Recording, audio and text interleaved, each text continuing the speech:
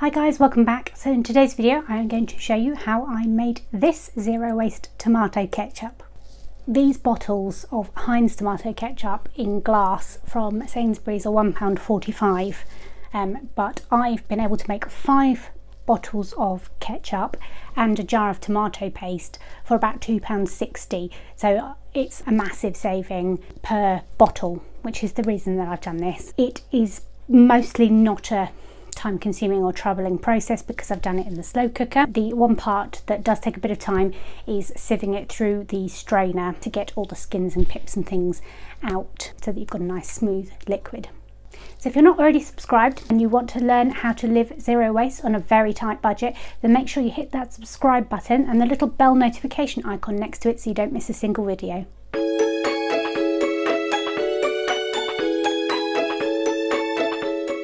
I will just run through the recipe that I'm doing. So I've modified a couple of different recipes that I've looked at with what I've got and things that I want to use up in the pantry.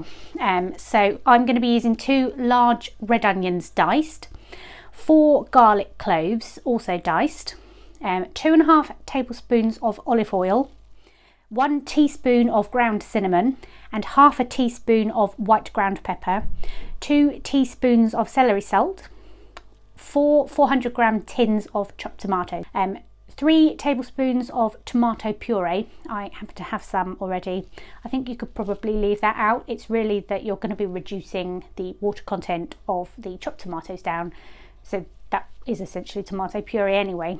Half a teaspoon of Tabasco, 200 millilitres of red wine vinegar. Now most of the recipes actually use white wine vinegar, but I have got quite a bit of red wine vinegar that I used in the beetroot chutney recipe back in December, end of November, for the Christmas hampers, and I've still got loads of red wine vinegar, so this is a great recipe I think to use it up in. 200 grams of sugar, so you can use brown sugar. Now something that I didn't realise before, but brown sugar is essentially white cane sugar that they add back in the molasses.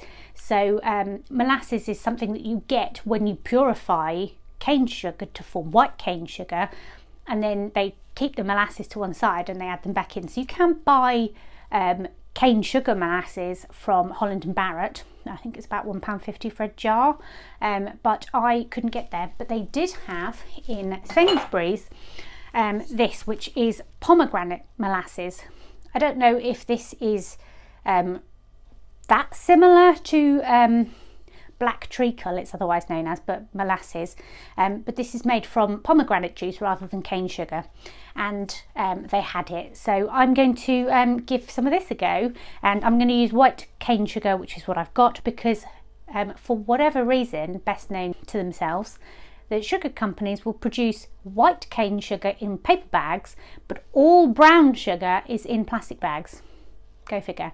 So you can get molasses in glass and you can get white cane sugar in paper bags and mix the two together and come up with brown sugar. So I'm going down that route with this ketchup recipe. So I'm going to use 2 tablespoons of pomegranate molasses and 1 cup of diced celery, which I have in the freezer because I use it a lot in my jambalayas and Cajun cooking, like gumbo, things like that.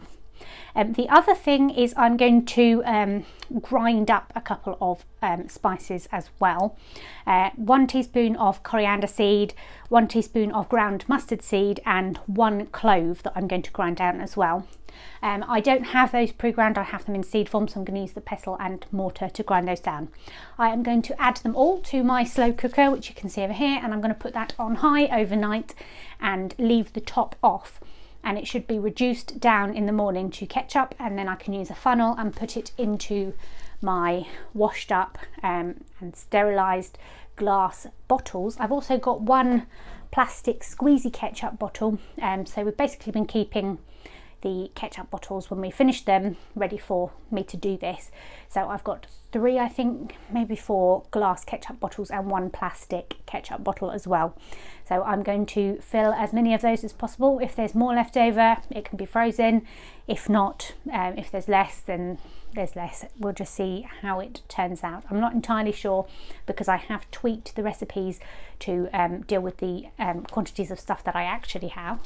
But the plan is to do this now with tinned tomatoes, and then in the summer I'm going to grow a lot of tomatoes. I'm going to change the type of tomatoes that I grow. So last year I grew bush tomatoes rather than vine tomatoes, and the difference between the two, there's a special word that I cannot remember, but the difference between the two is that bush tomatoes all ripen at the same time, so you get a big bumper crop of tomatoes, whereas vine tomatoes are great for salads and things because they ripen at different times throughout the growing season, so you've got a sort of steady supply of tomatoes, which is great for the way we tend to eat them in the summer, which is in salads and things, raw, not cooked. But I may well do a bunch of bush tomatoes as well, to do some passatas and some tomato ketchup and things like that, where I'm doing them with things that I've grown myself rather than having to buy tins of things, so it's less packaging again. So that is one thing I'm going to be doing differently in the garden this year as well. So basically that's the plan, and I'm going to get cracking and stick the stuff in the slow cooker now.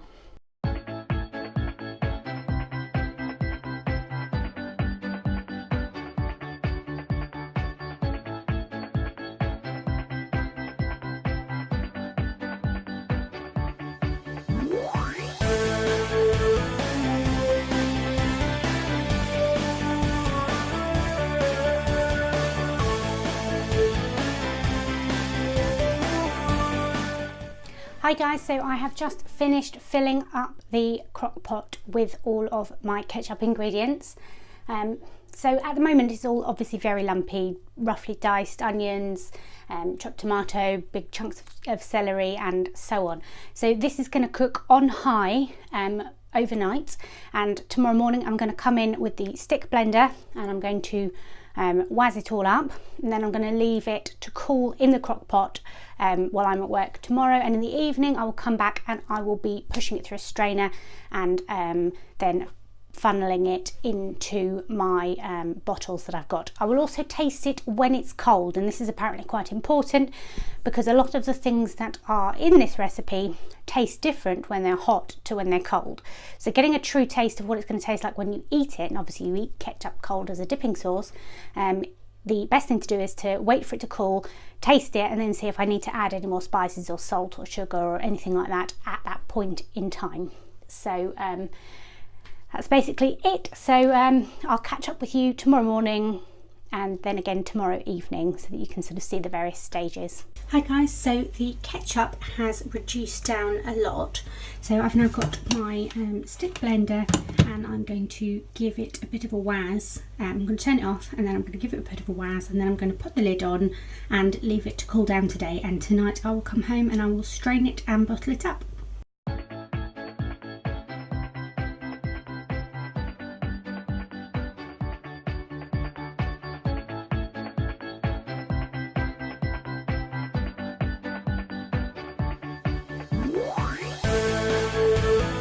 So that's it guys, I have got 5 bottles of tomato ketchup and a single jar of tomato paste, which I can use in other recipes. I hope you've enjoyed this video. If you have, please remember to give it a big thumbs up and make sure you hit that subscribe button if you haven't already so that you don't miss a single video. Thanks for watching guys. Bye.